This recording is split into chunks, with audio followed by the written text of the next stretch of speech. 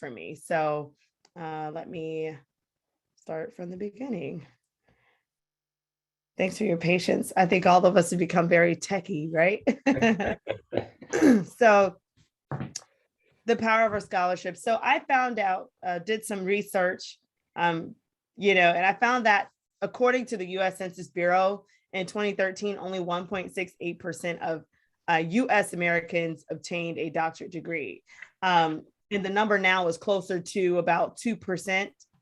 I don't know how to let that person in. Somebody was just trying to come in. Oh, yeah, they'll take care of it. Don't worry. Okay, don't worry. We'll take care of it. You just go on. Great. Thanks. Okay, so I found that even now, recently, only about 2% of individuals in the United States have a doctorate degree. I can tell you when I was homeless, I never once thought that I would be among the ranks. And so continuing on, according to USICH.org, there were 6,717 homeless students that were unsheltered. There were 7,606 students that were in shelters. These are your homeless kids, right? And 11,000 students that were in hotels. This was in the state of Florida. And unfortunately, nationwide, about 5% of these students actually obtain any type of college degree. So we have a crisis on our hands. We know that this problem is beyond us. And I was among the numbers. And so it just goes to show, however, you guys in Asala helped me to beat the odds. And I can't say thank you enough. Let's look at the facts. I told you I was homeless the last 2 years of high school, trying to juggle calculus, trying to juggle 13 clubs, trying to work part-time at Publix, trying to deal with the fact that, I'm still grieving over my brother and I don't have any money for college, no trajectory at all in my life, no one to help. I'm so grateful for Vicky because I met her at that shelter, while she was working out. I handed her a towel and I just thought she was really pretty and really nice. And I hope to be like her someday.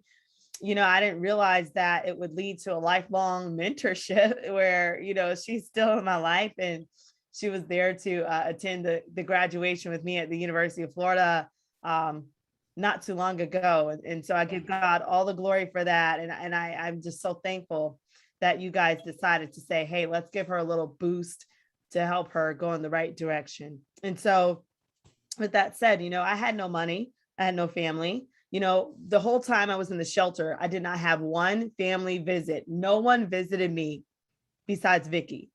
No one visited me for 2 years.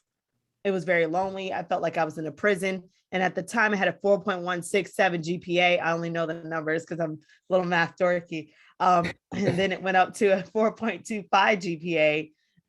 And I had no one to celebrate. No one cared. No one cared. I would stay up wee hours in the night. When I say this was my schedule was so intense. I would wake up at 6:30 in the morning. I'd pack 2 peanut butter jelly sandwiches a day and a cup of coffee my entire senior year. And that was like all I ate because I was so busy trying to get scholarships and trying to get out of the rut that I was placed in, the pit that I was placed in. And at the end of that year, though, I did obtain 18 scholarships, including one from, Asala, and that made the world of a difference. And I was able to go on and major in math, whereas, I did not have anyone in my family as a first generation scholar to do so. I did not really have a sense of community. I was in a shelter, I was very fragile, and my life could have been one on the streets, one that was taking advantage of various governmental systems just to make life happen, and it just could have been one that would have been hopeless. And so I should not have made it. I should not have made it. And with that said, I just wanted you guys to know that we need Asala. Why? Because you believe in students like myself. And I just want to say thank you for that. And so I want to share with you a little bit about your return on investment because of the one seed that you guys were able to impart into my life. I was able to go back into the classroom and to become a math teacher where I was able to help thousands of students like myself graduate. And I was able to help them get scholarships as well. I was able to help them get enrolled into college. And not only that, I was nominated by my fellow staff, 2 different school districts, one in Tampa, one in Gainesville, as teacher of the year. And that was a huge honor because I didn't always think I knew what I was doing, right? And so I was nominated twice as teacher of the year, and then I went on to become an assistant principal in Tampa, where I did that for 3 years. We were able to decrease the suspension rates and the expulsion rates. We also were able to increase the graduation rates of our learners, in particular, our Brown and Black students. And now that has led me to, as a doctorate graduate from the University of Florida, I was able to obtain my doctorate in educational leadership and administration, whereas now my focus has been on college persistence, retainment of students, and then also now looking at equity, diversity, and inclusion, not only in the classrooms, but also in the workplace. And I can tell you, I've been on several stages because of your one impartation, your one scholarship that has definitely attributed to my success.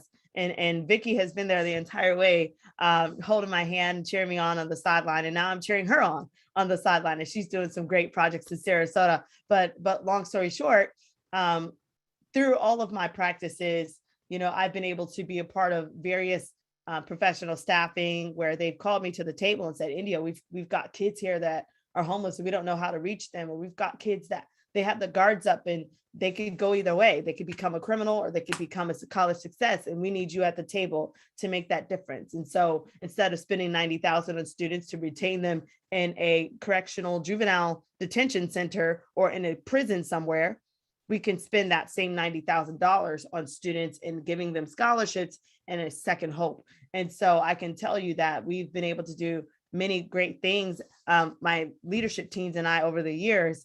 And I'm just so grateful. We graduated a first generation Hispanic learner. He had a 3.7 GPA. His parents no habla inglés. And but I spoke 6 years of Spanish. And so I was able to reach the family and get that child plugged into college. He's doing very well up now at the University of Florida, and he's pursuing a degree in law. There was also another student that I had as an assistant principal. He had about 14 to 17 referrals, cursed out every administrator. But however, he was able to connect with me. And through our connection, he was able to pass the FSA standardized test. He was able to pass the test he needed to get into college. And we got him enrolled in college. He was a first generation graduate from high school, African-American male. And so this is some of the work that I've been able to do now. The Lord has blessed where I'm now working nationally, training teachers and teaching them about how to reach students that might not look like them, how to reach students in a way that will help them to persist. Because I believe that sometimes it's all about motivating that learner. And in order to have them motivated, they have to have the right teacher in front of them and the right resources and tools, the equitable resources that they need so that they can be set up for academic success. And we are also teaching to the whole child, looking at socio-emotional learning. We're looking at all of the various factors that, are I guess, deemed to help students succeed in this time. And so with that said, I just want to say, Asala, that I've always had you guys in my mind, and I've always wondered how you've been doing. And I have not reached out because I didn't have your contact information. So I'm sorry for that. But I just want to say thanks so much. And yes, I have been able to also write 37 books. Some of those are book collaborations. Some of those are international bestsellers. And one of those is my autobiography, which I'd be so honored if you guys would visit my website and maybe, purchase you a copy so that you can take pride in that. And then, of course, the 3 degrees from the University of Florida. So, and Linda Crump, thank you so much. I appreciate your love. And so with that said, guys, I don't want to take up too much of your time. I know you have a meeting, but, let's stay connected. My website is www.india-white.com. And I want you to be proud of me. Go look at it. Go look at some of the books that are on there. Look at the blogs that I've been writing about. I write about motivation. I write about grit. I write about educational issues like equity. I've created courses on my blogs for leaders, teachers alike. I do many trainings and mentoring of businesses and professional development. I've been able to, take advantage of many speaking opportunities. I've been very busy speaking. I have had so many speaking engagements lately, and it's been great. And I feel like that's definitely a gift, a calling of mine, is to get on somebody's stage and to tell them about how they can make it through no matter what. my main motto has been that, you can overcome anything. And so with that said, now I also am tutoring students. And guess what? One of the main topics that I've been able to tutor in is pre-calculus. And let me tell you why that's special to me. Before I was kicked out of my mom's home, there was a time when my mom told me, she said, I want you to clean up the whole house and then get to your homework. That was the routine. So I would clean everything in the house, right?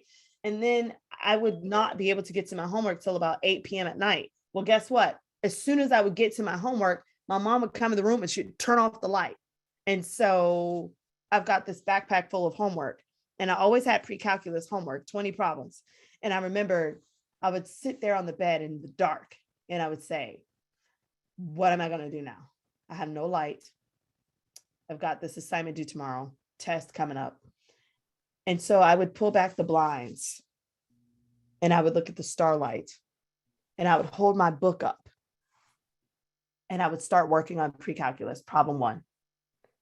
And so it was powerful that even though my experience as a pre-calculus student was one where I had to share it with the starlight, I'm now able to help students to obtain their education, as a math teacher to them and as a math tutor, giving back in that capacity. And I want to say again, Sala, if you weren't on board, I would not have been able to do that. And Vicky as well, if she's on here, I love you, Vicky. You're amazing. You're not going anywhere. Stay fantastic.